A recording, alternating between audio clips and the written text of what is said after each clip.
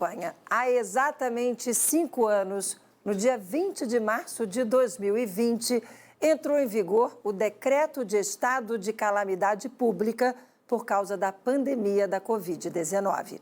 E aquela aprovação, 5 anos atrás, aconteceu de forma virtual por parte dos senadores da República. Foi a primeira votação online da história do Senado Federal.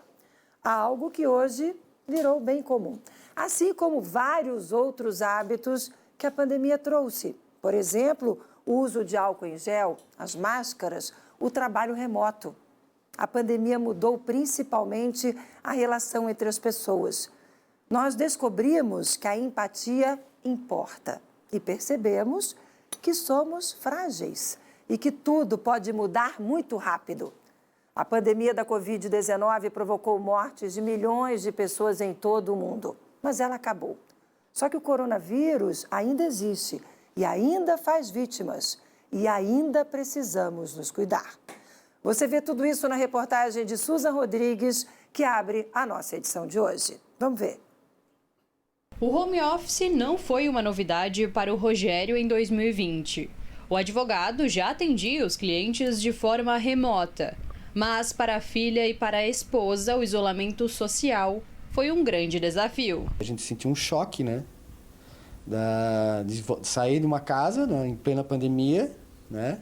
Casa grande, terreno grande, e vir para um prédio, todo mundo um querendo ficar longe do outro, né? A gente andando de escada para não pegar elevador, né? Tinha que marcar horário para ir para a piscina, para a academia, isso aí a gente sentiu. No dia 12 de março de 2020, os primeiros 2 casos de Covid-19 foram confirmados em Santa Catarina. 5 dias depois, 17 de março, o estado decretou situação de emergência, com o início das restrições e do isolamento social. Em 20 de março, o Brasil chegou no nível mais grave da doença e decretou o estado de calamidade pública.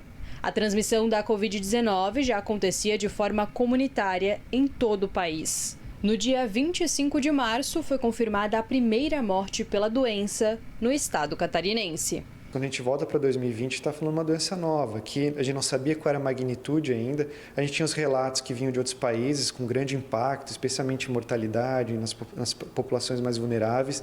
Acho que foi um momento que a gente precisou estabelecer algumas medidas para dar resposta a uma doença que tinha pouco conhecimento e que estava causando grande impacto no mundo como um todo. Foram meses com hospitais lotados e grandes eventos cancelados. Apesar disso, inúmeras denúncias de aglomerações clandestinas foram registradas.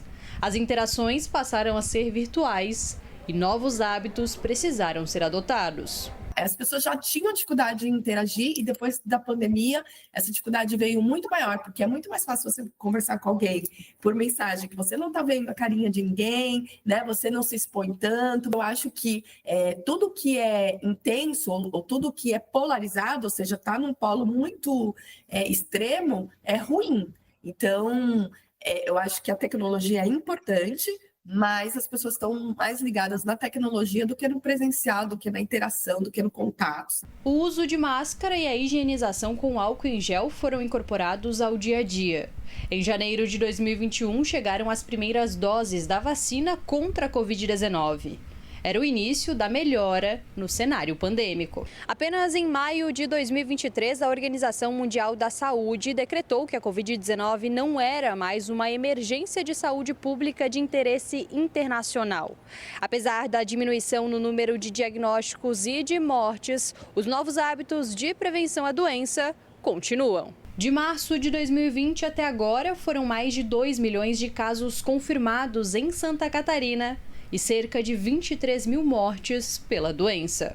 Um processo super interessante que a gente vê conforme aumentavam as coberturas vacinais lá em 2020, 2021, havia uma queda no número de óbitos, de casos graves. Então, lembrar que alguns grupos continuam sendo prioritários para a vacinação e essa continua sendo uma medida importante, porque mesmo a gente tendo aí o vírus circulando, e ele está circulando, se as pessoas estiverem com a vacinação em dia, elas estão protegidas, especialmente contra as formas graves da doença.